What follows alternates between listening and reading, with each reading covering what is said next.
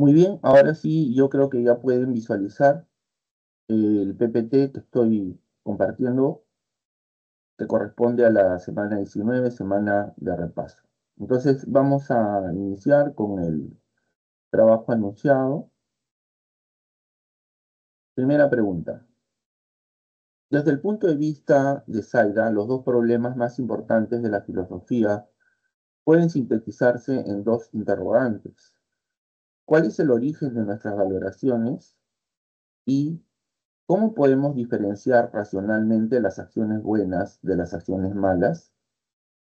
Ambas preguntas se relacionan con las disciplinas denominadas. Bueno, aquí la respuesta obviamente se encuentra en axiología y ética, ¿no? Como sabemos, la axiología es la disciplina filosófica que estudia el valor. Su etimología así nos permite comprenderlo. Dicha palabra proviene del griego axios, que quiere decir valor, quiere decir valioso, lo que es valioso, y logos, que quiere decir estudio, tratado, ¿no? O sea, la axiología es el estudio del valor, de aquello que consideramos que es valioso, ¿no? También, obviamente, pregunta por el origen de nuestras valoraciones, ¿no? Por los juicios de valor, por ejemplo, ¿no? Y la otra pregunta, ¿cómo podemos diferenciar racionalmente las acciones buenas de las acciones malas? Es una pregunta que corresponde a la ética, ¿no? La ética es la disciplina filosófica que estudia la moral y los elementos que componen la moral, ¿no? La ética reflexiona sobre eh, los valores morales, ¿no? Sobre los criterios que nos permiten decidir cuándo una acción es moralmente correcta y cuándo no, entre otros temas de estudio, obviamente, ¿no? Muy bien, pasamos a la pregunta número 2. Alfredo, profesor de educación secundaria, se encuentra convencido de que su rol es el de ser un facilitador y sus alumnos constituyen el elemento activo del proceso educativo.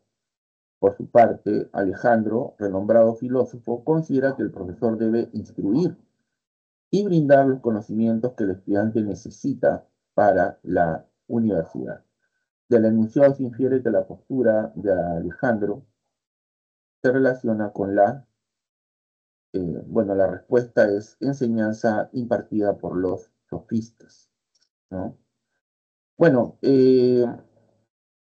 la idea que Alfredo tiene acerca del rol que debe cumplir el docente en relación con sus alumnos eh, se corresponde con la idea de Sócrates, ¿no? O sea, la de ser un facilitador, de ayudarlos a pensar, ¿no? El docente, desde esa perspectiva, la socrática, debe tratar de ayudar a que el estudiante alumbre, ¿no? Los conocimientos que lleva dentro de sí, ¿no? Para tal fin, Sócrates creó la mayéutica, que es el método filosófico que él utilizara, ¿no? En su actividad como filósofo, ¿no? Por otro lado, la postura de Alejandro se relaciona más bien con la de los sofistas, quienes fueron los primeros maestros privados de la historia, ¿no? Se dice que ellos cobraban por impartir sus conocimientos, ¿no? A todo ello, los sofistas eran sabios itinerantes, es decir, sabios que se movilizaban, ¿no? De un lugar a otro, de una ciudad a otra, y vendían sus conocimientos a cambio, ¿no? De una paga, ¿no? Eran personas muy sabias, muy instruidas, ¿no? Y compartían sus conocimientos a cambio de un pago, repito, ¿no? Entonces, esta concepción coincide con la de los sofistas, por tal razón, ¿no? Un ratito, voy a dejar de compartir. Un momento, por favor.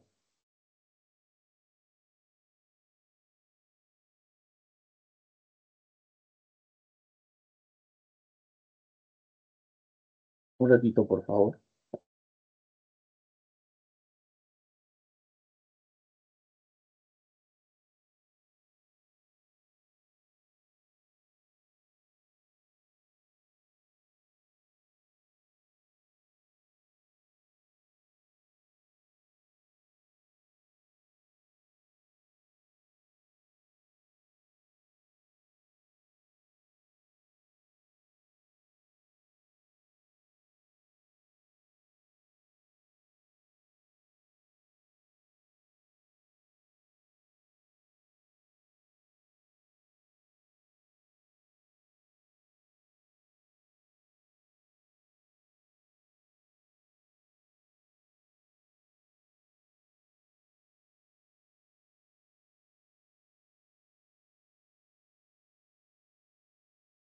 Ya, ahora sí, disculpen, por favor. Pasamos a la pregunta número 3. Para Platón, el alma no posee una naturaleza simple, sino que contiene las siguientes partes: racional, irascible y concupiscible. La primera debe ser la que dirija a las otras dos, ya que estas últimas son de naturaleza pasional. Sin embargo, existe una diferencia entre ellas, ya que una representa las pasiones nobles y la otra las pasiones innobles. Considerando lo anterior, podemos afirmar que para Platón, bueno, la respuesta se encuentra en la alternativa D.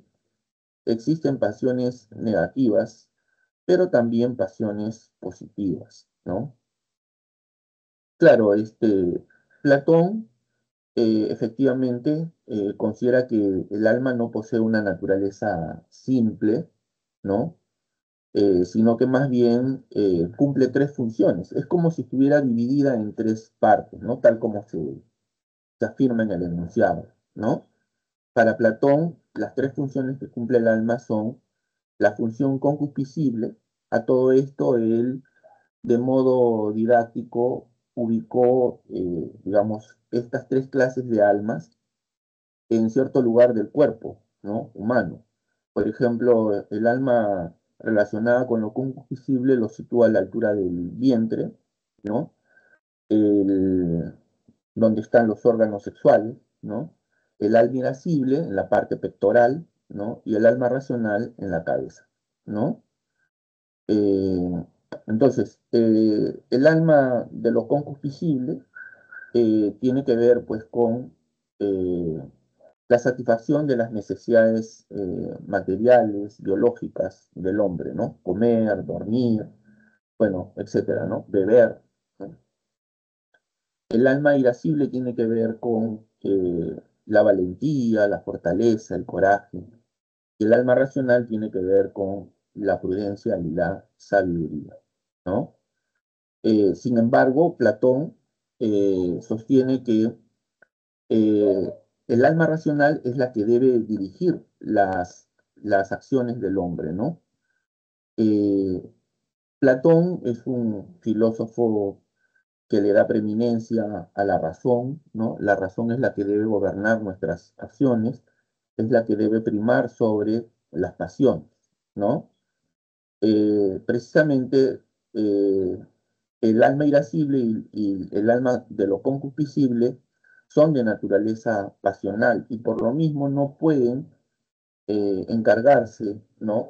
De la dirección de nuestros actos, ¿no? Por su propia naturaleza, ¿no? Porque esto eh, procuraría, ¿no? Provocaría el desenfreno y con esto, pues, la ruina del hombre, ¿no? Por el contrario, Platón piensa que el alma racional es la que debe eh, gobernar nuestras acciones, ¿no? Es la que debe primar sobre los otros dos tipos de alma, ¿no? Por lo tanto, así como existen pasiones nobles, también existen pasiones innobles, ¿no es cierto? Existen pasiones negativas y también, por supuesto, pasiones positivas. Obviamente, el hombre debe de darle prioridad a las pasiones positivas y obviar o tratar de evitar las pasiones negativas, porque estas, repito, pueden ser la causa de su ruina personal. ¿no? Pasamos a la pregunta número 4. Un profesor inicia su clase de filosofía comentándoles a sus alumnos el famoso cuadro La Escuela de Atenas. A propósito, este cuadro fue pintado por el gran pintor renacentista Rafael, ¿no? A su juicio, el autor del cuadro conocía la disputa entre maestro y discípulo. Bueno, sabemos que Platón fue maestro de Aristóteles, ¿no? Aristóteles llegó siendo muy joven a Atenas para matricularse en la academia fundada por Platón, ¿no? Y desde su incursión en esta casa de estudios, considerada la primera universidad de la cultura occidental, destacó entre sus compañeros, ¿no? En este sentido, no es casualidad que Rafael haya pintado a Platón señalando al cielo, ya que quería dar a entender que las esencias de las cosas estaban en otro mundo. En relación con lo anterior, ¿cuál es la razón de que en el cuadro, perdón, Aristóteles señale con la mano este mundo? Bueno, aquí la respuesta obviamente se encuentra en la alternativa D de dado, mostrar que las esencias de las sustancias se hallan en este mundo unidas a la materia. Claro, aquí hay varias cosas en realidad, ¿no? Porque si recordamos, para Platón, en efecto, tal como se menciona en el enunciado de la pregunta, el mundo verdadero es el mundo de las ideas, ¿no? El mundo de las ideas. El mundo de las ideas consta de las ideas que son los arquetipos, los modelos perfectos de todo cuanto existe en el mundo material, ¿no?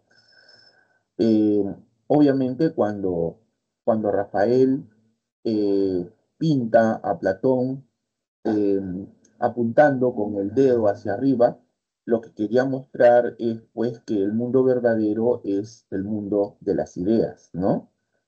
Contrario sensu, pinta a Aristóteles apuntando de manera enérgica, ¿no? Hacia abajo, señalando con el dedo hacia abajo, con lo cual lo que quiere mostrar pues es que eh, el único mundo que existe, y esto lo dice Aristóteles, ¿no? Es el mundo material, el mundo terrenal, ¿no? A Aristóteles le parece falsa e innecesaria esta división platónica de dos mundos. Para Aristóteles hay un solo mundo, ¿no? Y este único mundo que existe está compuesto por sustancias individuales que constan eh, de dos aspectos que son indesligables, que son indisolubles, ¿no? Estos aspectos son la materia y la forma. A propósito, Aristóteles dirá en algún momento que no hay materia sin forma ni forma sin materia, ¿no? Con lo cual das cuenta de eh, del carácter indesligable, ¿no? De estos aspectos que conforman las sustancias, ¿no? Entonces, la respuesta es, pues, mostrar que las esencias de las sustancias se hallan en este mundo unidas a la materia, ¿no? Eso es lo que quiere dar a entender Rafael, pero si quisiéramos, digamos, decirlo de una manera más breve, ¿no? Y más enfática, tendríamos que decir que el objetivo de Rafael Sanzio al pintar este cuadro es mostrar la oposición de los sistemas filosóficos de estos dos colosos del pensamiento occidental, me refiero a Platón y su discípulo Aristóteles, ¿no? Pasamos a la pregunta número 5. Pablo, alumno de una academia preuniversitaria, se declara empirista, pues considera que nuestra mente al nacer es una tabula rasa, es decir, el conocimiento se funda en la experiencia. César, alumno universitario, considera que los sentidos son engañosos y que la experiencia no puede ser fuente de conocimiento. Él considera que nuestras ideas son únicamente innatas. De lo anterior y de la reflexión de la filosofía moderna podríamos señalar que la respuesta se encuentra en la alternativa D de dado, César, aunque cercano a Descartes, discrepa de él, ¿no? A ver un ratito.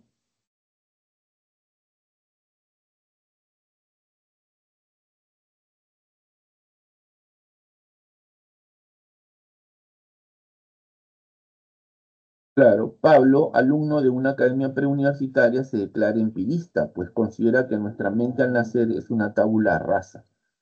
Es decir, el conocimiento se funda en la experiencia. Bueno, eso está claro, ¿no? Ustedes saben que en el siglo XVII se produjo, vamos a decirlo así, una controversia, un debate interesante entre distintas corrientes filosóficas, pero obviamente la centralidad recae entre el empirismo y el racionalismo, ¿no? Los representantes del empirismo son el filósofo John Locke, David Hume, bueno, entre otros, ¿no? Y del racionalismo, Descartes, obviamente, ¿no? Ahora, los empiristas, ¿no? Sostienen que el conocimiento surge de la experiencia y que nuestra mente al nacer es como una página en blanco, como una tabula rasa, ¿no? Con lo cual quieren decir, pues, que todo conocimiento se fundamenta en la experiencia, ¿no? Ahora, en el enunciado se dice que César, alumno universitario, considera que los sentidos son engañosos y que la experiencia no puede ser fuente de conocimiento, ¿no? Él considera que nuestras ideas son únicamente innatas, innatas, que nuestras ideas son únicamente innatas. De lo anterior y de la reflexión de las cosas podríamos señalar que César, aunque cercano a Descartes, discrepa de él. Claro, César discrepa de Pablo porque eh, eh, él es un partidario de las ideas de Descartes. Y claro, también habría una discrepancia, ¿no? Bien entendidas las cosas, si leemos con suficiente cuidado, también discrepa de alguna manera con Descartes, porque Descartes habla sobre tres clases de ideas, ¿no? Las ideas innatas, las ideas adventicias y las ideas facticias. Las ideas innatas son aquellas que están presentes en nosotros desde que nacemos. O sea, para Descartes, la mente del hombre al nacer no es como una tabula rasa, ¿no? Venimos con ciertas ideas al mundo que son el soporte, son el fundamento de nuestro conocimiento. Con base en estas ideas es que se gestan otro tipo de ideas que son las ideas facticias, que son las ideas perdón, las ideas adventicias, disculpen, que son las ideas que surgen en contacto directo con las cosas, es decir, proceden de la experiencia, ¿no? Por ejemplo, la idea de pelota, de carro, de lápiz, ¿no? Y las ideas facticias que son ideas creadas por nuestra imaginación, ¿no? Claro, aquí solamente se dice, o al menos eso es lo que parece, ¿no? Que César considera que únicamente el hombre posee ideas innatas, ¿no? Bueno, Descartes, como ya dije, habla sobre tres clases de ideas, ¿no? Ahí habría una pequeña no una pequeña, pero sí una diferencia con el gran filósofo francés René Descartes, ¿no? Pero sí, o sea, su postura es cercana a la de Descartes, puesto que él considera que los sentidos son engañosos. Bueno, Descartes también desprecia los sentidos, ¿no? Por, porque solo nos muestran lo aparente de las cosas, no lo esencial, no lo duradero, ¿no? Solo nos muestran, repito, lo aparente, lo contingente, lo relativo, ¿no? Y que la experiencia no puede ser fuente de conocimiento, que es también lo que pensaba Descartes, ¿no? Entonces creo que se entiende, ¿no? Muy bien, pasamos a la pregunta número 6. Marco es un joven obrero. Él considera que la religión y en general la cultura occidental ha invertido los valores vitales, haciendo de nosotros seres humanos que reprimen su propia naturaleza, por lo que él apuesta por una liberación individual y social de los condicionamientos sociales. Además, coincide plenamente con los que sostienen que la filosofía solo ha servido para interpretar de diversos modos el mundo, cuando de lo que se trata es de transformarlo. Al respecto, se deduce que la posición de Marco acerca del papel de la filosofía, eh, bueno, aquí la respuesta se encuentra en la alternativa D de dado. Asume una postura marxista, ¿no? Asume una postura marxista. Eh, claro, a mí me parece que las últimas líneas del enunciado son contundentes, ¿no? Nos llevan de una manera relativamente sencilla a la respuesta, porque dice que Marco coincide plenamente con aquellos que sostienen que la filosofía solo ha servido para interpretar de diversas maneras el mundo, cuando ahora de lo que se trata es de transformarlo, ¿no? Bueno, esa es la concepción que el marxismo tiene acerca de la filosofía. Una filosofía centrada en la praxis, ¿no? La filosofía como un vehículo, ¿no? Para la transformación del mundo, ¿no? A través de la revolución, ¿no? Una herramienta para construir una nueva sociedad libre de explotadores y de explotados, donde no existen clases sociales y donde la riqueza producida se reparte por igual entre sus miembros, ¿no? A mí me parece que eso está muy claro y es contundente porque eso es lo que afirma el mismo Marx, ¿no? En la onceava tesis sobre Feuerbach y el fin de la filosofía clásica, de la filosofía alemana, ¿no? Dice, los filósofos hasta ahora se han dedicado a interpretar de diversas formas el mundo, ya no se trata de interpretarlo, ahora de lo que se trata es de transformarlo. Eso es lo que dice Marx, ¿no? Y esta idea, ¿no? Que sostiene Marco es la idea de Marx, ¿no? Por lo tanto, la respuesta está en la alternativa D, asume una postura marxista, ¿no? Pasamos a la pregunta número 7. La especie humana siempre está ligada al trabajo y produce objetos a través de este, por lo que se le considera como agentes que, sirviéndose de los recursos y las materias primas, elaboran o fabrican bienes y servicios que serán utilizados para satisfacer sus necesidades.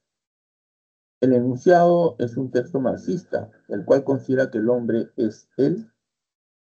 La respuesta está obviamente en la alternativa A, el resultado de las relaciones sociales de producción, ¿no? Claro, el marxismo considera que el hombre, ¿no? Es un ser material, pero también histórico, ¿no? Es un ser que transforma su medio y al hacerlo, a lo largo del tiempo se ha ido transformando a sí mismo hasta llegar a ser lo que es, ¿no? Es decir, el hombre es el resultado de las relaciones sociales de producción, que son las relaciones que mantiene con otros hombres para trabajar y producir todo aquello que le permite satisfacer sus necesidades, ¿no? Entonces, esa es la postura marxista acerca del hombre, ¿no?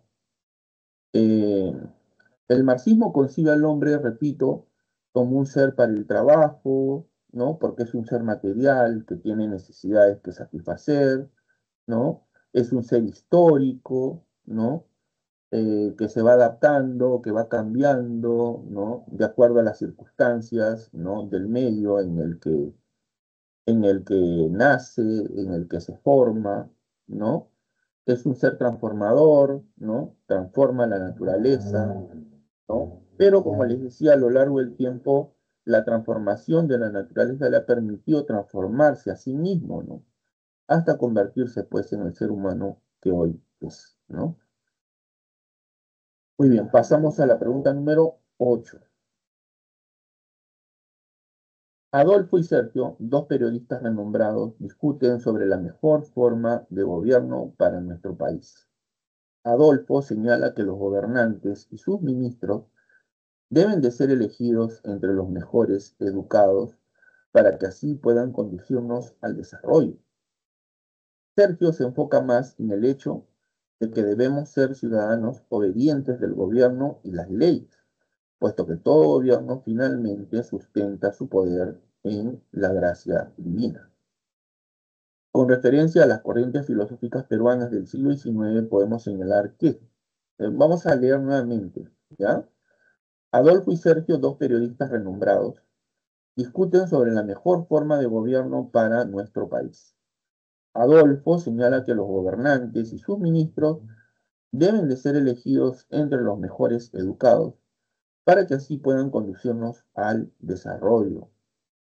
Sergio se enfoca más en el hecho de que debemos ser ciudadanos obedientes del gobierno y las leyes, puesto que todo gobierno finalmente sustenta su poder en la gracia divina. Con referencia a las corrientes filosóficas del siglo XIX, podemos señalar que la respuesta se encuentra en la alternativa D de dado. Adolfo coincide con la soberanía de la inteligencia y Sergio con la soberanía popular. Bueno, en el siglo XIX se van a desarrollar una serie de corrientes filosóficas, ¿no? Eh, por ejemplo, tenemos eh, la, el romanticismo, por ejemplo, que se desarrolla entre 1830 hasta 1880, podría decirse, ¿no? Claro, digamos, estos años son discutibles, ¿no? Pero en todo caso, con cierto cuidado podemos decir que los años que hemos señalado este, sirven, digamos, para tener una idea acerca del desarrollo de estas corrientes, ¿no? Por ejemplo, el romanticismo se desarrolla desde 1830 aproximadamente, ¿no? En una época en la que ya la mayoría de países de América ya han conseguido su independencia, ¿no? Y ahora uno de los problemas cruciales en la reflexión de los filósofos es eh, cuál es el destino de América, en términos más concretos, cuál es la forma de gobierno más conveniente para, la, para los nacientes países, ¿no? Eh, por lo que la reflexión está centrada en la filosofía política, más que en temas especulativos, lo que predomina es la reflexión sobre temas políticos. Al respecto, hay partidarios, ¿no? de, de que el Perú siga siendo, ¿no? Una monarquía, ¿no? Que siga estando bajo la tutela de los españoles, ¿no? Existe la idea de que un grupo de hombres selectos, ¿no? Son los que deben conducir el destino de la patria, ¿no? Pero hay otros que piensan que estas ideas lo único que hacen es dejar de lado, ¿no? A una gran mayoría y acentúan con ello los problemas, ¿no? De, más apremiantes del país, ¿no? Y más bien creen que la soberanía no reside, ¿no? En, en Dios, ¿no? No reside en un grupo de hombres que son los que toman las decisiones, porque son los más preparados, sino más bien que existe lo que se llama la soberanía popular, ¿no? De ahí viene pues la expresión Vox Populi, Vox Dei, ¿no? La voz del pueblo es la voz de Dios, ¿no? Entonces, el enunciado creo que es claro, ¿no? Es súper claro al respecto, ¿no? Adolfo coincide con la soberanía de la inteligencia y Sergio con la soberanía popular, ¿no? Bueno, pasamos ahora a la pregunta número 9. Después de la Segunda Guerra Mundial, los ejércitos soviéticos encontraron que en el campo de concentración de Buchenwald había restos humanos calcinados y cámaras de gas. Luego encontraron los mismos restos en el campo de prisioneros de Treblinka. Asimismo, hallaron idénticas pruebas en Auschwitz. Finalmente, las autoridades soviéticas llegaron a la conclusión de que la política nazi incluyó el exterminio sistemático de judíos, gitanos, comunistas, homosexuales, prostitutas, ateos y traidores. Podemos inferir que la conclusión a la que llegaron los soviéticos fue resultado de a ver, vamos a volver a leer para entender mejor la pregunta y así llegar a la respuesta, ¿no? Después de la Segunda Guerra Mundial, los ejércitos soviéticos encontraron que en el campo de concentración de Buchenwald habían restos humanos calcinados en cámaras de gas. Luego encontraron los mismos restos en el campo de prisioneros de Treblinka. Asimismo, hallaron idénticas pruebas en Auschwitz. Finalmente, las autoridades soviéticas llegaron a la conclusión de que la política nazi incluyó el exterminio sistemático de judíos, gitanos, comunistas, homosexuales, prostitutas, ateos y traidores. Podemos inferir que la conclusión a la que llegaron los soviéticos fue resultado de la respuesta está en la alternativa B de Barco, razonamiento en definitiva inductivo. Bueno, el razonamiento puede ser de dos clases, ¿no? Un razonamiento puede ser deductivo o puede ser inductivo. El razonamiento deductivo va de lo general a lo particular. El inductivo opera al contrario, va de lo particular, de la observación de casos y hechos particulares a lo general. Ahora bien, en los razonamientos deductivos, la conclusión se sigue de manera necesaria de las premisas. O sea, las premisas transfieren con carácter de necesidad, ¿no? La verdad a la conclusión. En cambio, en los razonamientos inductivos, la conclusión, ¿no? Se sigue de manera probable, ¿no? No necesaria, ¿no? Solo probable, ¿correcto? Ahora, como he dicho, el razonamiento inductivo va de la observación de hechos particulares a la conclusión, ¿no? Bueno, y ahí en el enunciado, pues, hay elementos que nos permiten llegar a la respuesta con relativa facilidad, porque ahí se dice, ¿no?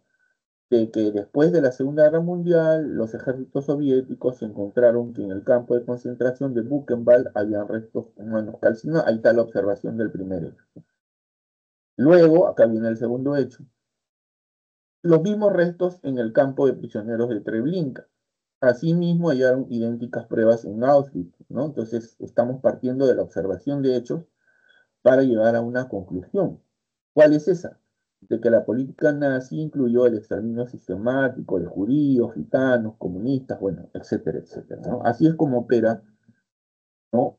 El razonamiento inductivo, ¿no? Muy bien, pasamos a la pregunta número 10. En un debate electoral, uno de los candidatos termina su intervención señalando que se ha preparado toda su vida para ocupar el cargo al que postula, que ha concluido 2 carreras universitarias, 3 maestrías y un doctorado. Todo ello en universidades de renombre internacional, por lo que, a su parecer, ahora que ingresa a la política, acabará con la pobreza y el desempleo en el país. Repito, en un debate electoral, uno de los candidatos termina su intervención señalando que se ha preparado toda su vida para ocupar el cargo al que postula, que ha concluido 2 carreras universitarias, 3 maestrías y un doctorado. Todo ello en universidades de renombre internacional, por lo que, a su parecer, ahora que ingresa a la política, acabará con la pobreza y el desempleo en el país. Se deduce que el candidato incurre en la falacia denominada argumentum ad. La respuesta está en la alternativa B, de dado, ¿no? Argumentum ad verecundiam. Eh, bueno, esta falacia, el argumento que recurre a la autoridad, eh, se comete cuando recurrimos a la opinión, a la apreciación de un experto, ¿no? en algo que de repente no lo tienen, ¿verdad? ¿No? Eh, por ejemplo, en el enunciado se dice, ¿no? De que en un debate electoral uno de los candidatos termina su intervención señalando que se ha preparado toda su vida para ocupar el cargo al que postula, que ha concluido 2 carreras universitarias, que tiene 3 maestrías, un doctorado, bueno, ta, ta, ta, ta, ta, ta, ta, ta, ta, ¿no? Por lo que a su parecer, ahora que ingresa a la política, acabará con la pobreza. Bueno, ahí se ve claramente que se trata de una falacia ad verecundiam, ¿no? Porque no necesariamente, porque una persona supuestamente sea muy preparada para algo, decide que va a ser la solución para los problemas del país, ¿no? En realidad, este, ahí el candidato está cometiendo esta falacia porque está aludiendo o está apelando a su supuesta autoridad, preparación en materia académica, ¿no? En materia cultural, ¿no? Como garantía de que va a solucionar algunos de los problemas más acuciantes, ¿no? Del país, ¿no? Entonces, este tipo de falacia es muy común, ¿no? Es muy común. Se aprecia en diferentes ámbitos, ¿no? Claro está, en el ámbito político también, ¿no? Se recurre mucho a la autoridad de alguien o algo, ¿no? Para llegar a una conclusión, para probar algo, ¿no? Así que hay que estar atentos, ¿no? Para no dejarnos persuadir o engañar con este tipo de argumentos falaces, ¿no? Bueno, hemos llegado al final de la primera parte, ¿no? Como les decía, eh, este repaso consta de 30 preguntas, ¿no? Acabamos de finalizar la pregunta número 10, por lo que vamos a hacer una pausa muy breve de un par de minutitos y luego vamos a continuar. Les pido por favor que no se vayan. Los invito a ingresar a este servicio de consultas académicas. El día de hoy mi atención es hasta las 5 de la tarde, así que todavía queda 1 hora y 15 minutos para que ustedes puedan ingresar y hacer sus preguntas, ¿no? El objetivo de las consultas académicas siempre ha sido, pues, ayudar al estudiante, ¿no? A aclarar sus dudas y, ¿por qué no, en lo posible, a profundizar sus conocimientos sobre los temas aprendidos en clase? Bueno, ya regreso, por favor, no se vayan, anímense, si todavía no lo han hecho, anímense a ingresar, no tienen por qué quedarse incluso todo el tiempo estas consultas, pueden hacer su pregunta y luego se retiran, ¿no? Pero en todo caso, también les cuento que esto queda grabado, así que si ustedes en algún momento desean tener acceso a este material, pues pueden hacerlo. Listo, ya regreso un par de minutos, gracias.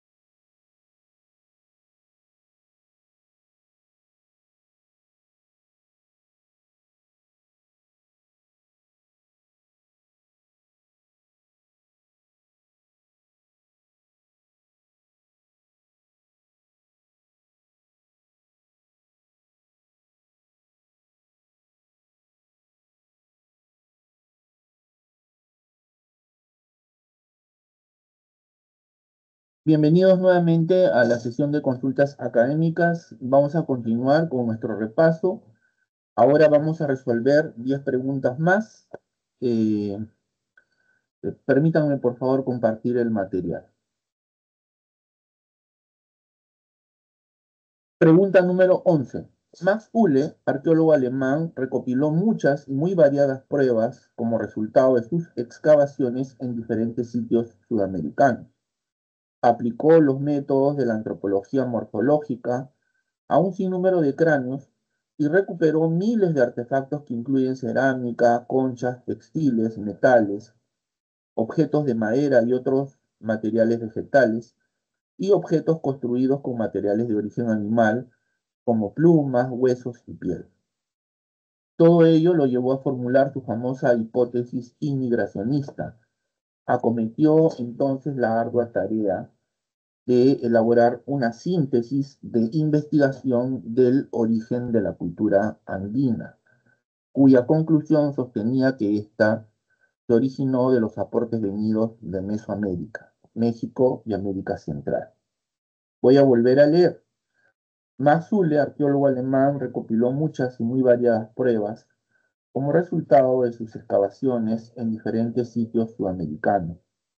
Aplicó los métodos de la antropología morfológica a un sinnúmero de cráneos y recuperó miles de artefactos que incluyen cerámica, conchas, textiles, metales, objetos de madera y otros materiales vegetales y objetos construidos con materiales de origen animal como plumas, huesos y piel. Todo ello lo llevó a formular su famosa hipótesis inmigracionista. Acometió entonces la ardua tarea de elaborar una síntesis de investigación del origen de la cultura andina, cuya conclusión sostenía que ésta se originó de los aportes venidos de Mesoamérica, México y América Central.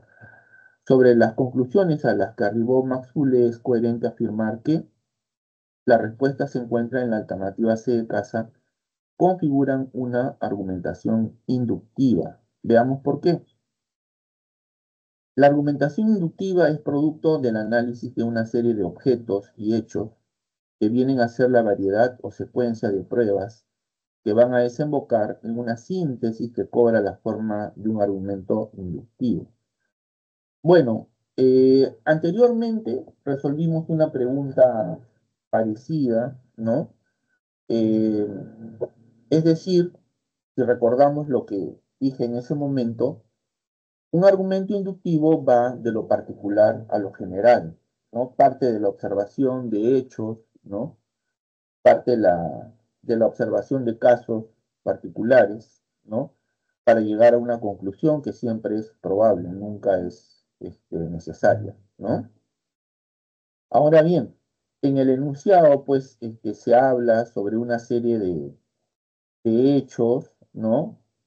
Por ejemplo, se dice que Max Uhle recopiló muchas y muy variadas pruebas como resultado de sus excavaciones, aplicó los métodos de la antropología morfológica a un sinnúmero de cráneos, recuperó miles de artefactos que incluyen cerámica, y todos estos hechos lo llevan a formular su famosa hipótesis inmigracionista acerca del origen del hombre americano, ¿no? Que todos estoy seguro que conocemos, o por lo menos la mayoría, ¿no? Entonces, aquí claramente se ve que se trata de un argumento inductivo, ¿no? Repito, ¿por qué? Porque el razonamiento inductivo no parte de hechos particulares para llegar a una conclusión, que es lo que se aprecia en el enunciado, ¿no? Pasamos a la pregunta número 12. Uno de los personajes más importantes que estudió los entimemas fue Aristóteles. El filósofo griego apreció la importancia de este recurso de la retórica para convencer al receptor del mensaje. Muy habitualmente las argumentaciones que se hacen apelando a la moral y a lo ético poseen un entimema como herramienta de persuasión, aunque muchas veces no se advierte su uso. Por ejemplo, en el siguiente argumento, hacer daño a las personas está mal. Por lo tanto, conducir ebrio está mal. Es un entimema, ya que la respuesta está en la alternativa B. Solo cuenta con una proposición y la conclusión del argumento. A ver, veamos la respuesta. Dice, solo cuenta con una proposición y la conclusión del argumento. Por este hecho, es un entimema, ya que estos son razonamientos en los que se omite o una de las premisas o la conclusión asumiendo que el receptor lo sabe. O sea, hay una, si se quiere, hay una premisa que se omite, pero que se sobreentiende, ¿no? ¿No?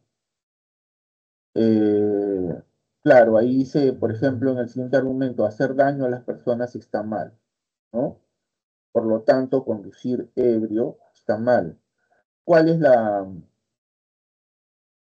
cuál cuál es la premisa que está oculta ahí, ¿no? Eh, bueno, el que, que, el- que la ingesta de alcohol, ¿no es cierto? Es la ebriedad, si se puede hablar así, ¿no? En estos términos, es algo malo, ¿no? Es algo malo, es una... Embriagarse está mal, ¿no? Embriagarse está mal, ¿no? Eh, porque en la embriaguez uno pierde la conciencia, pierde los sentidos, pierde la cordura y puede hacer cosas de las que después se arrepiente uno, ¿no? Entonces ahí está tácita, si se quiere, esa premisa, ¿no? Es la premisa que falta en ese argumento, ¿no? A eso se llama entimema, ¿no? Muy bien, pasamos a la pregunta número 13. Si afirmamos que la casona de la Universidad Nacional Mayor de San Marcos está en el Parque Universitario y que la Facultad de Medicina se encuentra en la Avenida Grau, ambos enunciados se consideran como verdaderos porque la respuesta está en la alternativa E de Nano. Describen y se corresponden con los hechos. Veamos la respuesta. Cuando el lenguaje se corresponde con la realidad, estamos frente a la verdad por correspondencia o de adecuación. De esta manera, un enunciado o una palabra son verdaderos cuando coinciden con los hechos y con los objetos respectivamente, ¿no? Claro, en su momento nosotros estudiamos, ¿no? Eh, las diferentes concepciones que existen acerca de la verdad. Así, por ejemplo, estudiamos la verdad como correspondencia, ¿no? La verdad como evidencia, la verdad como utilidad, bueno, entre otros enfoques, ¿no? Es conocido que el enfoque más aceptado, ¿no? Es el enfoque de la verdad como correspondencia o adecuación. De acuerdo con este enfoque, algo es verdadero cuando se corresponde con los hechos. En el enunciado, por ejemplo, se dice, ¿no? La Facultad de Medicina se encuentra en la Avenida Grau. Si es verdad que la Facultad de Medicina se encuentra en la Avenida Grau, ¿no? O en todo caso, si la Facultad de Medicina se encuentra en efecto en la Avenida Grau, entonces eso es verdadero, ¿no? O por ejemplo, si la casona universitaria de San Marcos se encuentra en el parque universitario, en efecto se encuentra, entonces eso es verdadero. Hay una correspondencia entre lo que se dice y entre lo que sucede realmente, ¿no? A eso se llama teoría de la verdad como correspondencia, ¿correcto? Muy bien, hay otros enfoques, como les decía, ¿no? Por ejemplo, el enfoque utilitarista de la verdad, que sostiene que algo es verdadero, por los beneficios que nos ofrece, ¿no? Por el provecho que nos causa, ¿no? Por los beneficios, ¿no? Por la utilidad, ¿no? Que proporciona, ¿no? Por ejemplo, si un conjunto habitacional, si nos preguntamos, ¿no? Si es que es verdadero que el conjunto habitacional ha sido una obra exitosa, Alguien dirá, bueno, sí, eso es verdad porque ha permitido satisfacer la necesidad de vivienda de 1000 familias o 2000 familias, ¿no? Entonces, los partidarios de este enfoque sostienen que la verdad de algo, ¿no? Depende de su utilidad, ¿no? Muy bien, entonces hemos aprovechado también para recordar otro enfoque de la verdad, ¿no? Veamos. Pregunta 14. En un coloquio de filosofía, Juan sostiene lo siguiente. En todo triángulo, el cuadrado de la hipotenusa es igual a la suma de los cuadrados de los catetos. Luego señala que toda línea paralela a un lado de un triángulo divide a los otros dos lados en partes proporcionales. Finalmente afirma que no se necesita de ninguna prueba empírica para dar cuenta de estos conocimientos. Repito, en un coloquio de filosofía, Juan sostiene lo siguiente. En todo triángulo, el cuadrado de la hipotenusa es igual a la suma de los cuadrados de los catetos. Luego señala que toda línea paralela a un lado de un triángulo divide a los otros dos lados en partes proporcionales. Finalmente afirma que no se necesita de ninguna prueba empírica para dar cuenta de estos conocimientos. Del enunciado, siguiendo las teorías de la verdad, se puede establecer que la respuesta se encuentra en la alternativa C de casa. La verdad se presenta con claridad y distinción. Veamos la solución. Según Descartes, la condición básica para que podamos admitir una concepción como verdadera es que la misma resulte clara y distinta para nuestro entendimiento. Así, los conceptos matemáticos cumplen con dicha cuestión. Bueno, hemos estado hablando acerca de los enfoques de la verdad o de las teorías de la verdad, ¿no? Pues aquí tenemos, ¿no? Aquí tenemos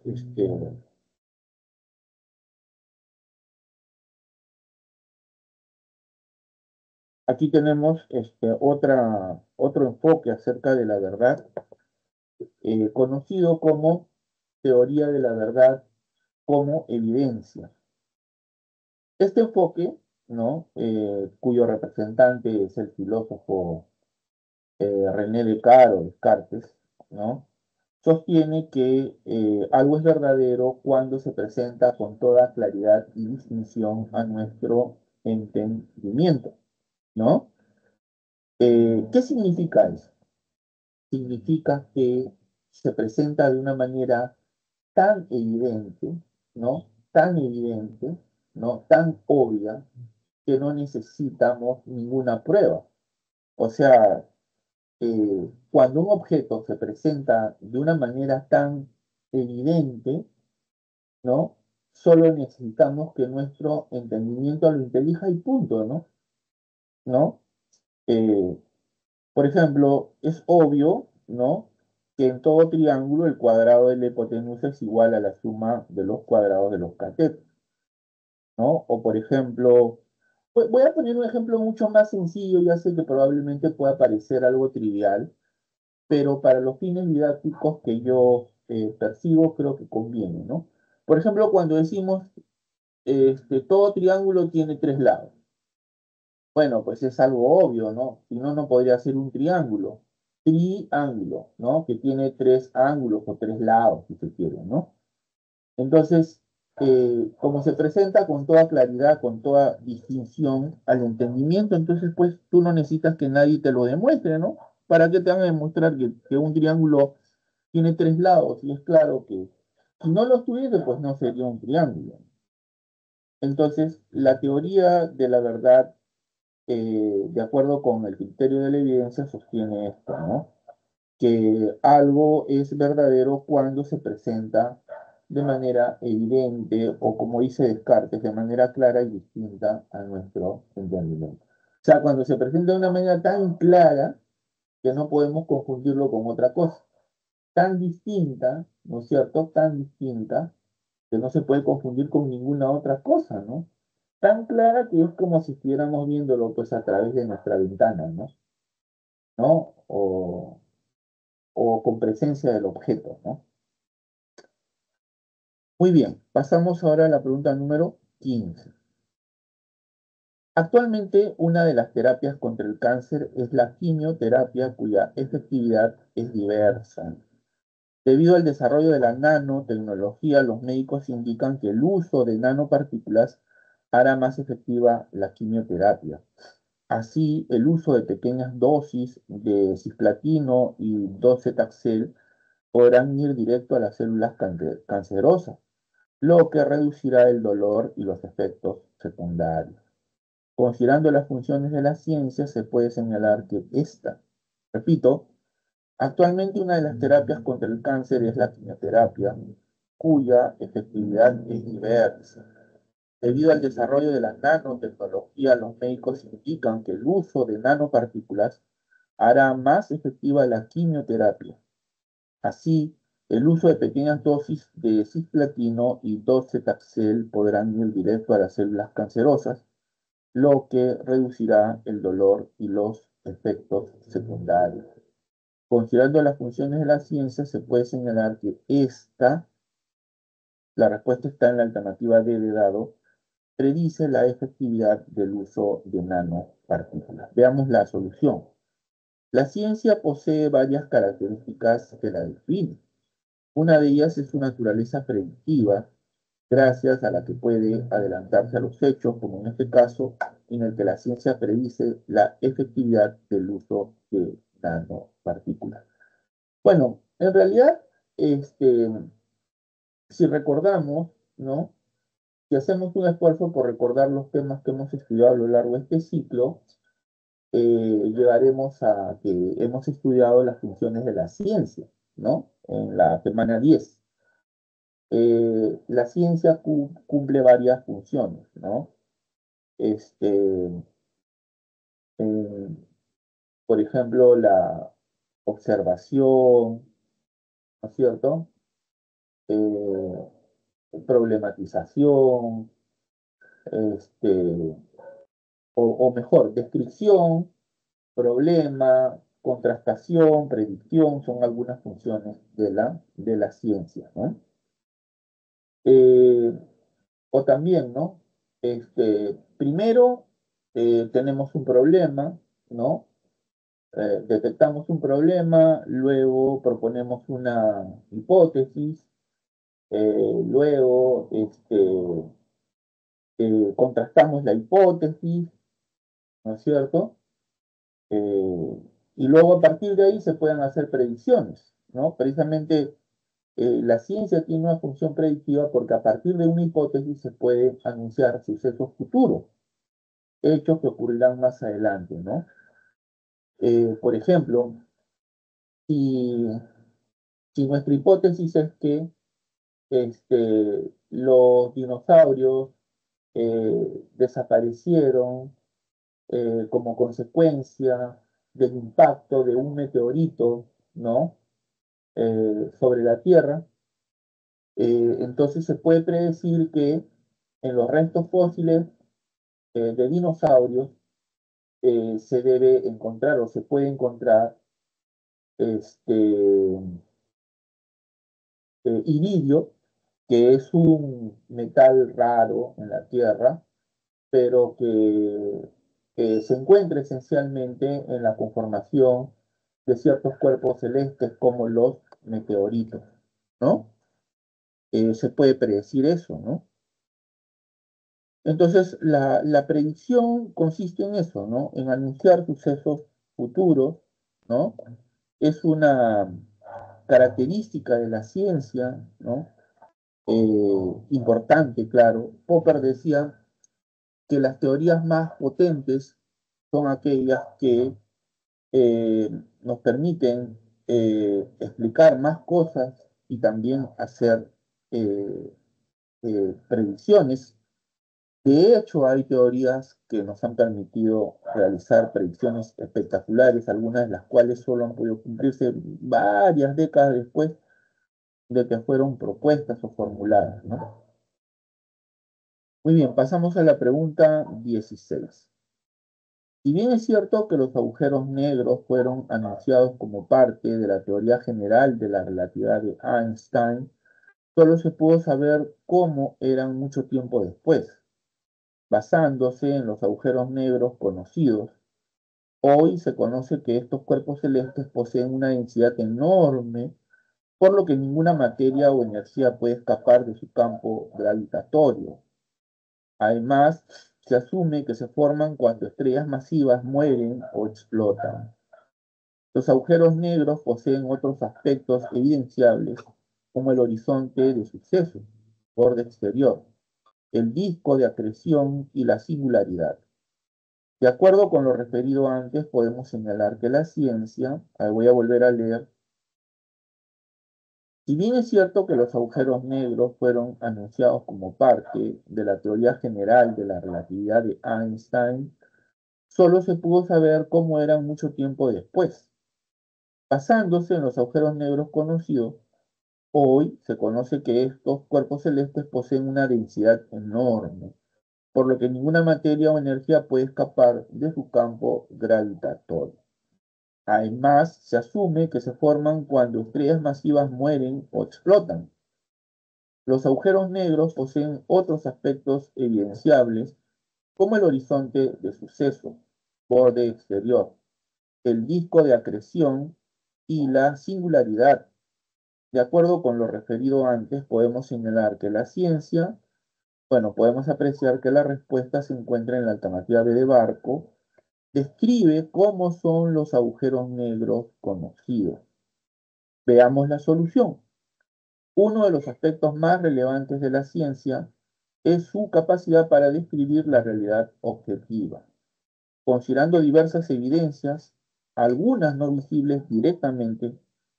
En este caso, la ciencia describe cómo son los agujeros negros. Repito, uno de los aspectos más relevantes de la ciencia es su capacidad para describir la realidad objetiva, considerando diversas evidencias, algunas no visibles directamente. En este caso, la ciencia describe cómo son los agujeros negros. Bueno, hace un momento hablamos sobre la naturaleza predictiva de la ciencia, ¿no? Como una característica fundamental de, de este conocimiento, ¿no? Bueno, ahora, con esta pregunta, se trae a colación otra característica de la ciencia, que es su capacidad descriptiva. Bueno, la ciencia es descriptiva porque nos dice cómo es un objeto, ¿no? O sea, nos dice cuál es su duración, ¿no? Cuál es su estructura, cuáles sus relaciones con otros objetos, ¿no? O sea, nos dice cómo es un objeto, ¿no? La, la descripción consiste en eso, ¿no? En decir cómo es un objeto, ¿no? Obviamente, la descripción se basa en la observación y para ello se usa, pues, usamos eh, los sentidos, nuestros sentidos, ¿no? La vista, por ejemplo, o también algunos instrumentos que, si se quiere, se convierten en una prolongación del cuerpo humano para realizar tal fin, ¿no? De observación, por ejemplo, los telescopios, los microscopios, ¿no? Por ejemplo, Galileo Galilei dirigió su telescopio a la superficie lunar y esto le permitió afirmar pues, que la luna no era no tenía una superficie lisa como había afirmado Aristóteles, ¿no? Aristóteles había dicho que los cuerpos celestes son perfectos, ¿no? Y en tanto que perfectos, su superficie no debía presentar ninguna irregularidad, ¿no? Sin embargo, Galileo Galilei, ¿no? Ayudado por su telescopio, ¿no? Y haciendo eh, uso de su espíritu descriptivo, ¿no? Observacional, este, valga la redundancia, observó que la Luna pues, posee una superficie irregular y no perfecta como se había manifestado antes, ¿no? Muy bien, pasamos a la pregunta número 17. Durante toda mi vida he visto todos los días que el sol sale por el este y se oculta por el oeste. Exactamente tengo 10.835 días de vida, así que tengo 10.835 razones a favor de la siguiente conclusión. El sol sale todos los días. Asimismo, a lo largo de toda la historia de la humanidad, todos los hombres que me precedieron vieron salir el sol todos los días de su vida. Esto eleva la cifra a varios millones de días. Entonces, hay millones de razones y pruebas para pensar que el sol saldrá mañana frente a ninguno, que jamás nadie vivió el caso contrario. Y no solo con respecto al sol, sino que todos los días vivimos miles de repeticiones que confirman el orden repetitivo del cosmos. Cuando abro la puerta, la calle sigue allí, el cielo está en su sitio, la gravedad sigue operando, las leyes de la óptica se siguen cumpliendo, así día tras día durante millones de vidas.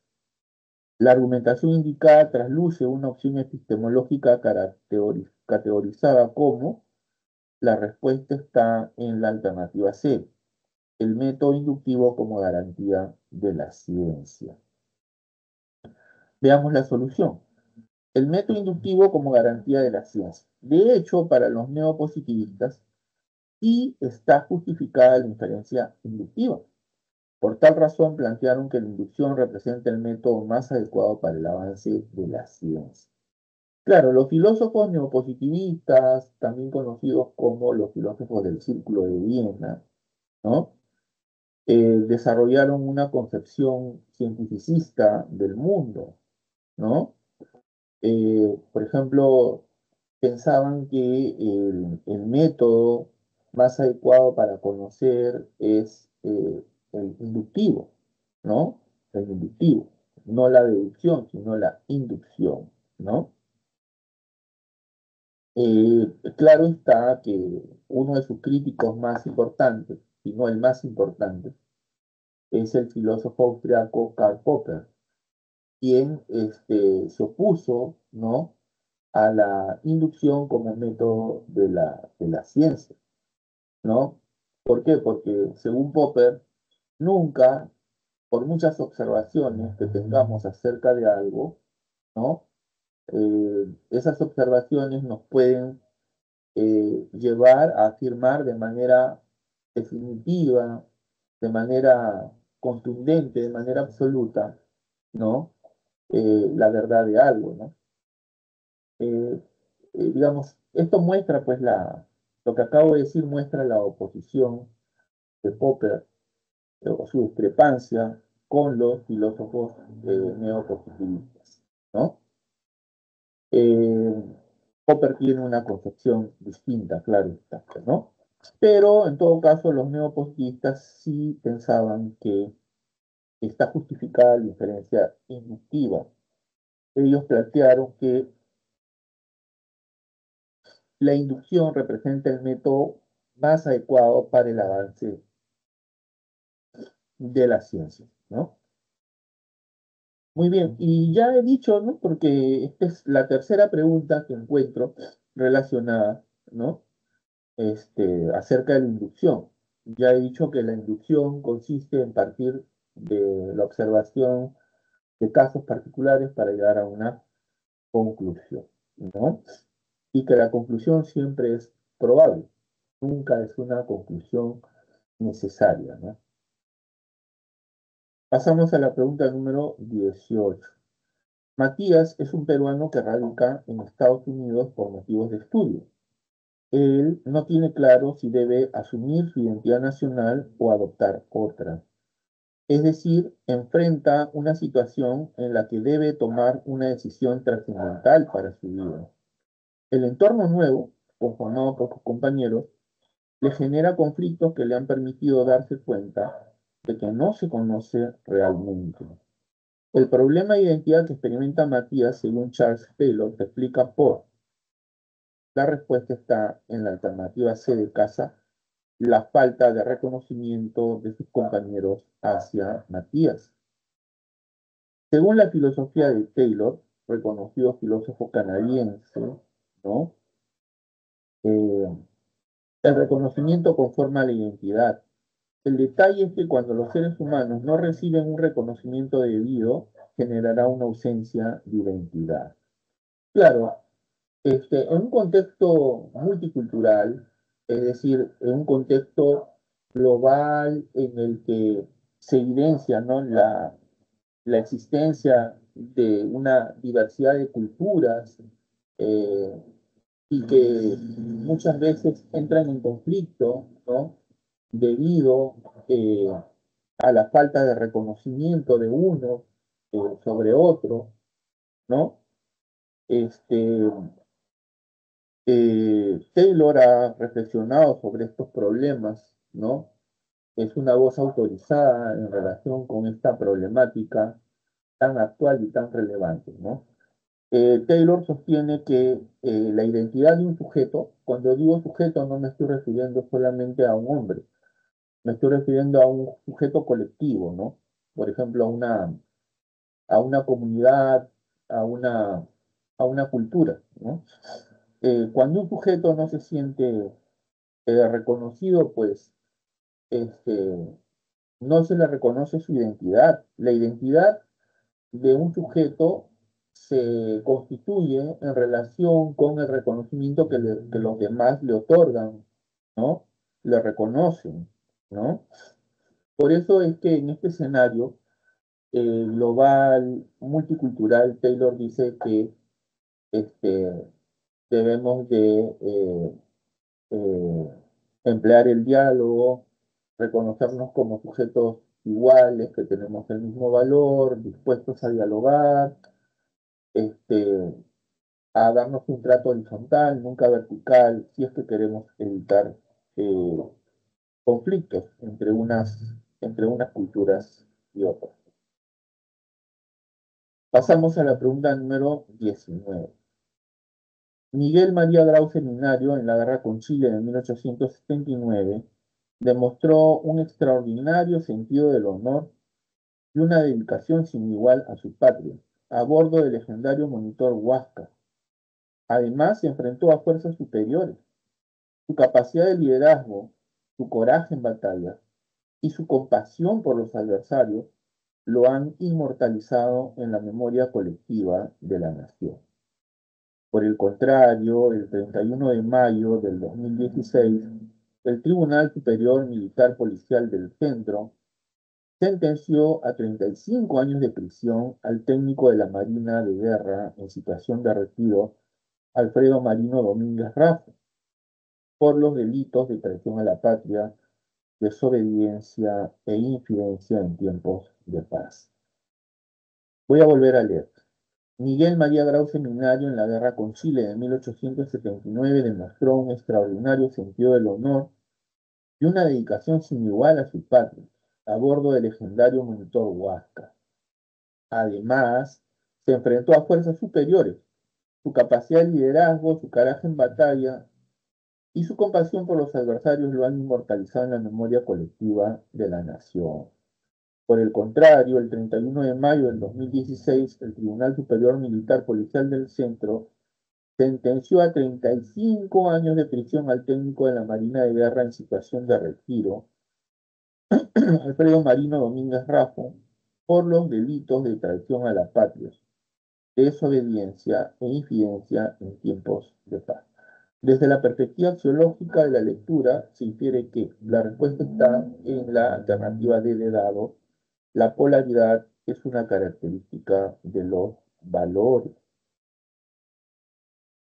Al tener de ejemplo positivo a Miguel Grau y de ejemplo negativo al técnico de la Marina, se deduce la polaridad axiológica. Repito, al tener de ejemplo positivo a Miguel Grau y de ejemplo negativo al técnico de la Marina, se deduce la polaridad axiológica. Bien. Bueno, la polaridad es una característica de los valores.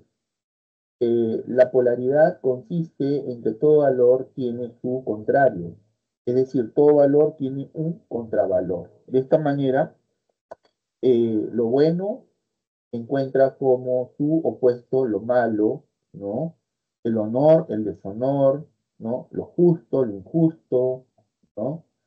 Eh, la solidaridad, el egoísmo, bueno, y así por el estilo, ¿no?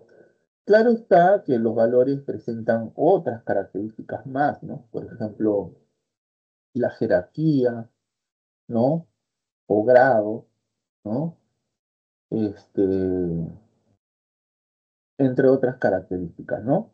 Pero en todo caso, la polaridad se refiere a que todo valor tiene su contrario, ¿no? O sea, el valor siempre se dirige hacia polos opuestos, ¿no? Bien, mal, ¿no? Bonito, feo, justo, injusto, ¿no? Honor, deshonor, etcétera, etcétera. Pasamos a la pregunta número 20. El adulto de 18 a 59 años necesita tener una alimentación sana y variada para lograr mantener un peso saludable y evitar el desarrollo de enfermedades crónicas relacionadas a la mala alimentación. En otros términos, deben de consumir un total de 2.200 secal provenientes de los diferentes grupos de alimentos que se recomiendan en función al requerimiento de energía de una persona saludable con un nivel de actividad física ligera y de ámbito urbano. De esta forma, la alimentación sana y variada le permitirá desempeñarse con energía en sus actividades diarias de estudio y trabajo. Repito, el adulto de 18 a 59 años necesita tener una alimentación sana y variada para lograr mantener un peso saludable y evitar el desarrollo de enfermedades crónicas relacionadas a la mala alimentación. En otros términos, deben de consumir un total de 2.200 kcal, o sea, provenientes de los diferentes grupos de alimentos que se recomiendan en función al requerimiento de energía de una persona saludable con un nivel de actividad física ligera y de ámbito urbano. De esta forma, la alimentación sana y variada le permitirá desempeñarse con energía en sus actividades diarias de estudio y trabajo. Vamos a corregir. Del enunciado se colige la respuesta está en la alternativa B de Barco, preocupación por los valores vitales. La preocupación por la alimentación sana y variada para realizar actividades diarias en el estudio y trabajo implica la preocupación por valores vitales. Bueno, los valores son de diversas clases. Tenemos valores morales, valores eh, jurídicos, tenemos valores económicos, tenemos valores vitales, ¿no? Entre otros, ¿no? Los valores vitales tienen que ver con la conservación de la salud y con esto está relacionado obviamente el tipo de alimentación eh, que tenemos, ¿no? Por ello, la preocupación por una alimentación sana y variada para realizar actividades diarias en el estudio y el trabajo implica la preocupación por los valores vitales, ¿no? Bueno, los valores vitales, repito, son aquellos que están relacionados con la conservación de, de nuestra salud, ¿no es cierto? Eh, están relacionados con la enfermedad, ¿no? Obviamente, ¿no? La conservación de nuestra vida, ¿no? En suma es eso, ¿no? Muy bien, bueno, hemos llegado al final de la segunda parte, vamos a hacer un receso muy breve, ¿no? Muy breve, y regreso en un par de minutos para finalizar esta sesión de consultas académicas que, dicho sea de paso, es la última del presente ciclo. Bueno, en lo que al servicio que a mí concierne, ¿no? El día de mañana, miércoles, tiene en horario de la tarde el profesor Eusebio Rodríguez, creo que él está en el horario de 4 a 6 de la tarde. Sí, de 4 a 6 de la tarde los días miércoles. Pero en lo que a mí respecta, esta es mi última sesión, así que los invito, ¿no? Todavía tienen unos minutitos si es que se animan para ingresar. Ya regreso, no se vayan.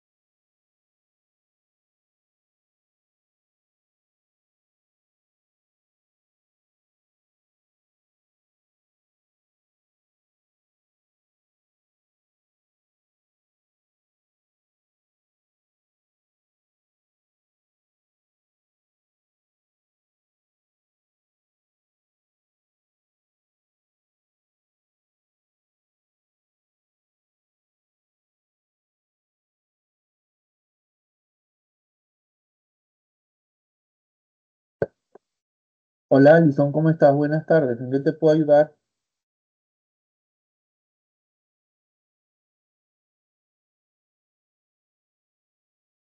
¿Me escuchas?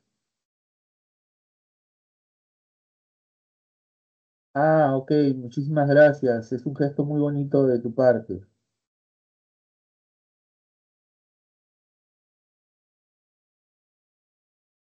Lindo gesto.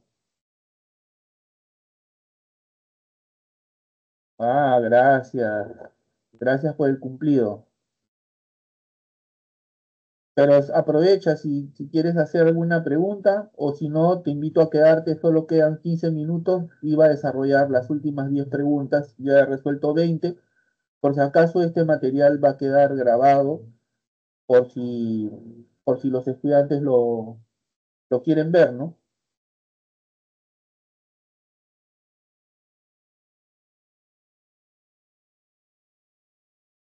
Voy a desarrollar entonces las últimas preguntas.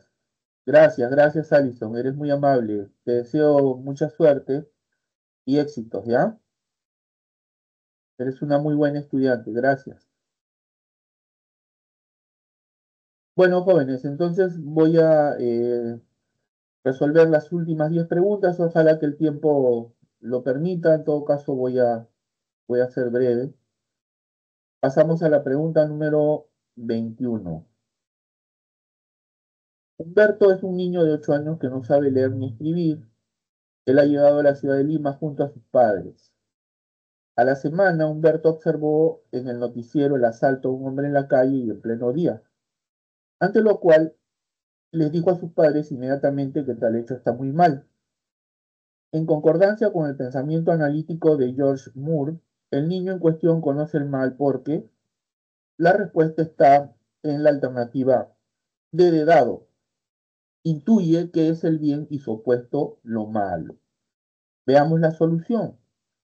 Para el pensador analítico George Edward Moore, el bien es algo tan simple que no se puede analizar, pero que toda persona lo puede intuir conforme a su racionalidad. Por eso el niño, Humberto, intuye inmediatamente que el asalto es algo malo.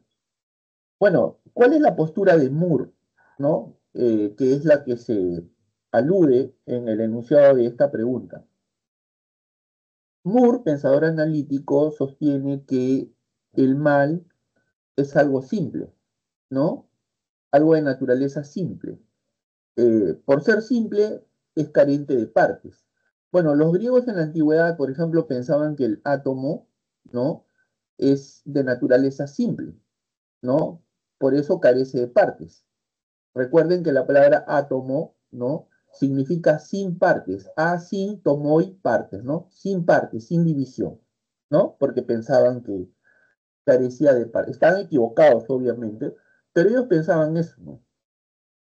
Ahora, Moore piensa que el bien es de naturaleza simple, por lo tanto no se puede eh, dividir, no tiene partes, ¿no?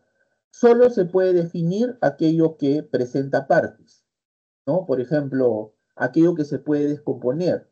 Por ejemplo, ¿no? Podemos definir al hombre, podemos definir una planta, ¿no?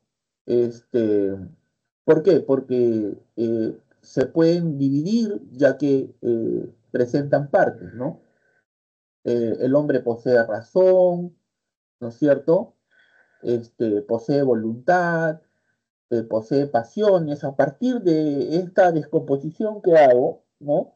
Puedo formular una definición de hombre, ¿no? ¿No? En el hombre lo que prepondera es su capacidad racional, por ejemplo, ¿no?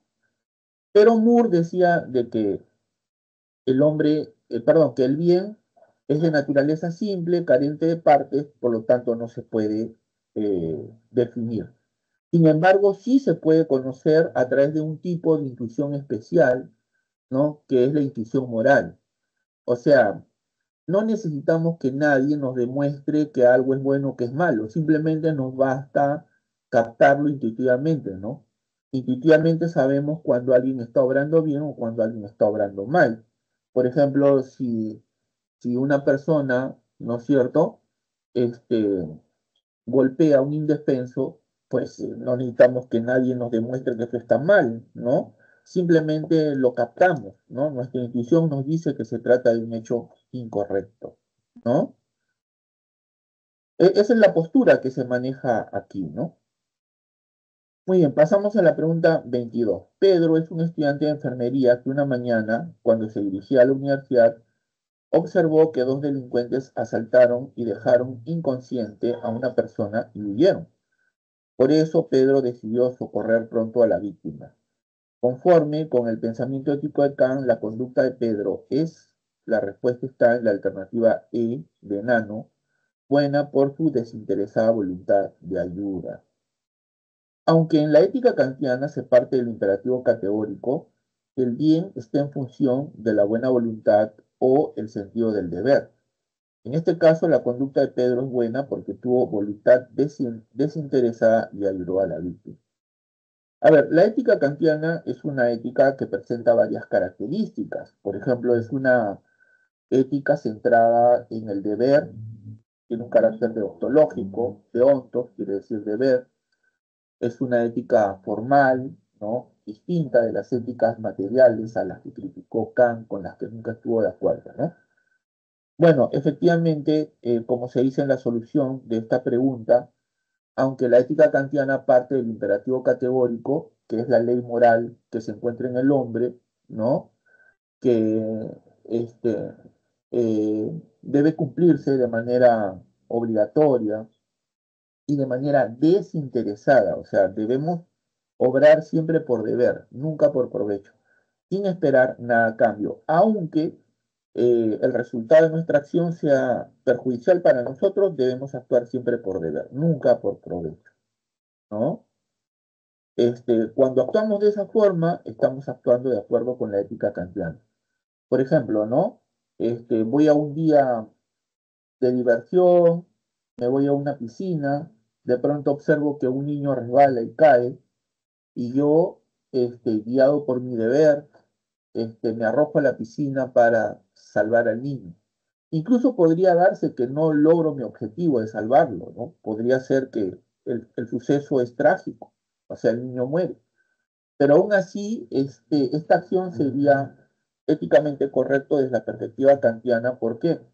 Porque se ha hecho por deber, de manera desinteresada, queriendo hacer el bien, ¿no? Por buena voluntad, ¿correcto? Si alguien lo hace con la finalidad de sacarle, por decir plata, a los padres del niño, o porque quiere aparecer, pues, en el noticiero, ¿no? De la noche o de la mañana, del día siguiente, entonces eso ya le quita el valor moral a su acción. Pregunta 23. Alberto es un conocido abogado que le explica a un amigo que a veces las leyes son injustas y no permiten luchar adecuadamente contra el delito, sea porque el legislativo las ha elaborado con malos asesores o son tan débiles que no afectan a los criminales ni los atemorizan. Sin embargo, las normas jurídicas son necesarias básicamente porque, repito, a ver, Alberto es un conocido abogado que le explica a un amigo que a veces las leyes son injustas y no permiten luchar adecuadamente contra el delito, sea porque el legislativo las ha elaborado con malos asesores o son tan débiles que no afectan a los criminales ni los atemorizan.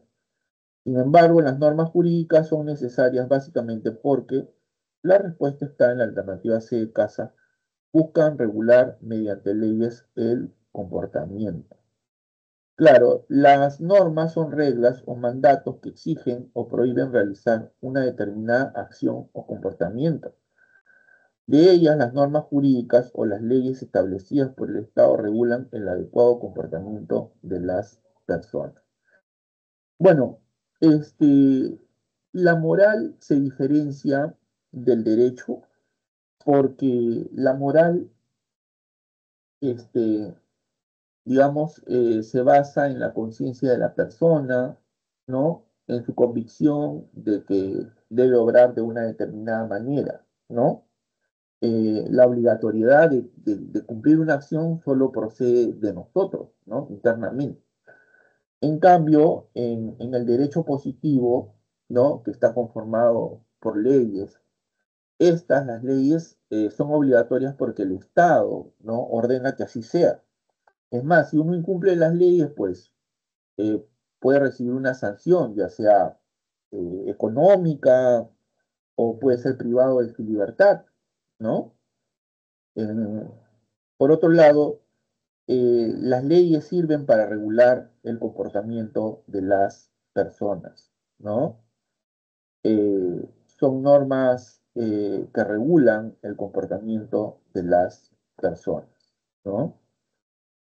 Bueno, pasamos a la pregunta 24. Rosa es un ama de casa que le comenta a una amiga que está bastante decepcionada de los congresistas porque están con frecuencia envueltos en delitos y escándalos. Además, Rosa le expresa a su amiga que estos son así porque nunca aprendieron a actuar correctamente en la escuela ni en el hogar, por lo que desconocen el bien.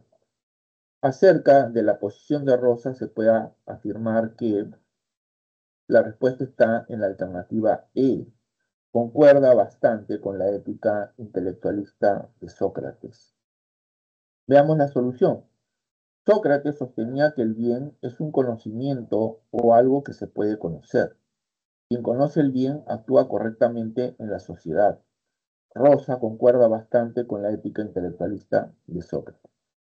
Bueno, Sócrates, ¿no? Maestro de Platón, ¿no? De otro grande de la filosofía, que no dejó nada escrito, ¿no? Debido a la concepción que él tenía acerca de la filosofía como un diálogo permanente, ¿no? Directo, constante con las personas. Por eso es que le gustaba parar siempre en lugares donde se concentraba mucha gente, especialmente joven, tenía gran confianza en la juventud, ¿no? Para reflexionar filosóficamente, ¿no? Él decía que el bien procede de la sabiduría y el mal de la ignorancia, ¿no? Si una persona conoce el sentido correcto del bien, de la justicia, de lo bello, actuará correctamente. Pero si ignora cuál es el sentido auténtico del bien, de la justicia, entonces va a obrar correctamente, ¿no? Debido a esta relación tan estrecha que existe entre sabiduría y virtud, es que la ética socrática ha sido catalogada como una ética intelectualista, ¿no? Bueno, en el enunciado pues se ve claramente, ¿no? Eh, Porque ahí dice que Rosa no le comenta a su amiga que está decepcionada de los congresistas porque están envueltos siempre en escándalos, en delitos. Además, Rosa le cuenta a su amiga que los congresistas actúan así porque nunca aprendieron a actuar correctamente en la escuela ni en el hogar. O sea, es su ignorancia, ¿no? La base, ¿no? De su comportamiento deshonesto, ¿no? De su mal comportamiento. ¿Qué es lo que decía Sócrates? Repito, ¿no? Para Sócrates el bien procede de la sabiduría y el mal tiene como base la ignorancia, ¿no? Pregunta 25. El libro La broma infinita de David Foster Wallace es una novela postmoderna que cuestiona o critica la sociedad americana actual mediante un estilo satírico, mordaz y muy intelectualista. Dicha novela, desde la perspectiva de Theodor Adorno, es auténtica porque, repito, el libro La broma infinita de David Foster Wallace es una novela posmoderna que cuestiona o critica a la sociedad americana actual mediante un estilo satírico mordaz y muy intelectualista. Dicha novela, desde la perspectiva de Theodor Adorno, es auténtica porque la respuesta está en la alternativa B de Barco, critica a la sociedad norteamericana actual. Veamos la solución. El arte auténtico critica la sociedad de su tiempo y con ello promueve o impulsa el cambio social. La broma infinita de David Foster Wallace cumple esta condición asociada al arte verdadero tal y como plantea Theodor Adorno o el materialismo dialéctico. Bueno, Theodor Adorno es un filósofo perteneciente a la escuela de Frankfurt, ¿no? Que es una escuela filosófica de gran importancia, ¿no? En el siglo XX, que ha congregado a connotados filósofos, ¿no? Como Benjamin, bueno, entre otros, ¿no? Además de Adorno, claro está, ¿no? Eh, Adorno tiene una concepción muy a tono eh, con el materialismo dialéctico, con el materialismo histórico. Él dice de que el arte debe servir como un instrumento de crítica, ¿no? De la sociedad, ¿no? Con lo cual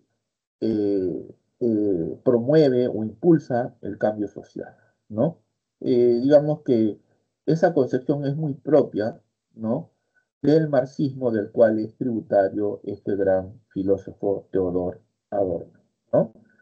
Vamos a resolver la última pregunta porque ya estamos llegando al final, ¿no? Con lo cual, la pregunta 27, 28, 29 y 30 se las dejo para ustedes, ¿no? Obviamente les voy a dar la clave, ¿no? Aunque ahí está en el material que yo les estoy mostrando, ¿no? Pero igual, ¿no? Con esto voy a finalizar la sesión de hoy día, ¿ya? Que es la última también del presente ciclo. En una exposición de arte hay una sección de obras cubistas de Picasso. Allí un crítico llega a valorar mucho la técnica empleada por el pintor español, así como también resalta la composición, a pesar de que en estos cuadros hay una tendencia a desnaturalizar el plano natural o figurativo. Las cualidades de dichas pinturas han hecho que posean un elevado valor en el mercado de arte. Por eso, conforme a Walter Benjamin, se puede afirmar que la producción artística de las obras cubistas de Picasso, la respuesta está en la alternativa E. Tienen claras cualidades estéticas objetivas. Veamos la solución. Según la teoría objetivista de Walter Benjamin, también representante de la Escuela de Frankfurt, al igual que Adorno, las cualidades estéticas de las obras de arte están propiamente en el objeto de arte en sí. El crítico resalta de manera objetiva aspectos visibles en la producción cubista de Picasso, ¿no? Claro, para este gran filósofo perteneciente, repito, a la Escuela de Frankfurt, las cualidades estéticas de las obras de arte están propiamente en el objeto, ¿no? El objetivismo, ¿no? Sostiene que, digamos, el valor de una obra de arte está en la obra misma, ¿no? En las cualidades objetivas, en las cualidades que realmente posee la obra, ¿no? Que no son una creación, una invención del hombre, ¿no? Sino que están en el arte, en la obra de arte misma, ¿no? Aquí se resalta de manera objetiva aspectos visibles en la producción cubista de Picasso, ¿no? Por ejemplo, el hecho de valorar la técnica empleada por el pintor español, el hecho de resaltar la composición de la obra, ¿no? A pesar de que en esta obra hay una tendencia a desnaturalizar el plano natural o figurativo, a pesar de ello, ¿no? Esta obra conserva sus cualidades objetivas, ¿no? Muy bien, bueno, hemos llegado al final. Pregunta 27, la respuesta está en la alternativa D. Pregunta 28, la respuesta está en la alternativa C. Pregunta 29, la respuesta está en la alternativa E de enano. Y pregunta 30, la respuesta está en la alternativa A de avión. Bueno, voy a dejar de compartir y paso a despedirme, no sin antes agradecerles por su gentileza, eh, por haberse, por haber dispuesto, ¿no? Alguna vez por lo menos, ¿no? De su tiempo para ingresar a este espacio de consultas académicas para hacer sus preguntas, ¿no? Gracias por permitirme haber podido brindarles mi apoyo, ¿no? Para que ustedes puedan lograr el objetivo por el cual están todavía estudiando en esta institución, ¿no? Que se esmera por brindarles el mejor servicio, claro está, ¿no? Bueno, por mi parte eso es todo. Muchísimas gracias. Ya saben que este material queda grabado por si ustedes lo necesitan, si les resulta de utilidad en algún momento. Me despido, ¿no? Y bueno, les deseo todo el éxito del mundo, ¿no? y deseo que puedan cumplir con el objetivo de ingresar a la universidad y forjarse la carrera que ustedes han elegido. Muchas gracias, mi nombre es Wilber Almonte, soy profesor de filosofía y estuve a cargo del servicio de consultas académicas durante el presente ciclo. Será Dios mediante hasta una próxima ocasión. Cuídense mucho, nos vemos, hasta luego.